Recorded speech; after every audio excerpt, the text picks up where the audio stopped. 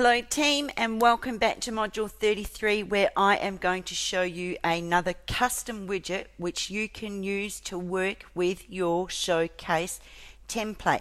Now I'm on the site at the moment and I just want to bring your attention to this very vacant white bit of real estate on our site. If you ask me, it looks a bit odd, but we can actually put some interactive content in there by using this special widget that works with this showcase template. So what we need to do is come back to our dashboard. Let's come down to Appearance and let's go to Widgets. Now at the moment, here is our main sidebar widget with our calendar, categories, recent posts, blog stats and meta tags. Now if you come down to the right and below our main sidebar, here is the showcase sidebar. So we need to find a specific widget which is called 2010 ephemera. I think that is how you pronounce it. So if I've pronounced it wrong, I'm sorry, but that's what it looks like to me anyway, and you can correct me if you so wish. Right, so we drop that widget into our showcase sidebar, and I'm just going to call this the social media industry ephemera. Right, and I'm going to leave it at 10 posts. Now I'm going to save that. I'm going to come back to my site. I'm going to refresh my web browser and nothing's happened. Why? Because we have a bit more of configuration to go through. And just let me show you, very easy. Easy. So what we want to do then is come up to posts and go to all posts. Now let me just use this post here. Help us get our message to the world. If I edit that post and you come down here and you see this format, this is set as a standard at the moment.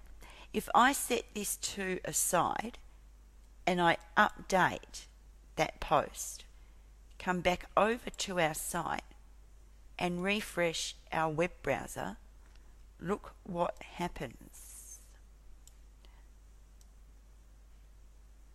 Here is the widget and here is that latest post. And I guess the way to describe this widget to me is simply it works like a Twitter status update and a Facebook status update. It's just putting new post here, but you can use any of these formats that you like. You can use an image, a video, you can do a quote, you can link, you can do the gallery, or you can just do a status. So let me come up and add new, and let me just put a post in on, do you love using Wikipedia? And just leave it at that. Put a question mark in there because we are asking a question, and then we want to put the link in here to Wikipedia. So let me paste that link in. Let me put it as a link. Let me publish that new post, and let's come back to our site. Now you will see that all of a sudden the dashboard is starting to change, and you can then add new posts from here. I'm just going to close that. I'm going to come over to the site. I'm going to refresh my web browser and then take a look. Here we are starting to use up this real estate on the left hand side of our site. Let me go back to my dashboard and let me edit one more post. So let's go posts, all posts, and let's edit social media revolution. So let me edit that post. Let me come down and make that a video. Let me update that post. Let's come back over to the site and let's refresh our web browser.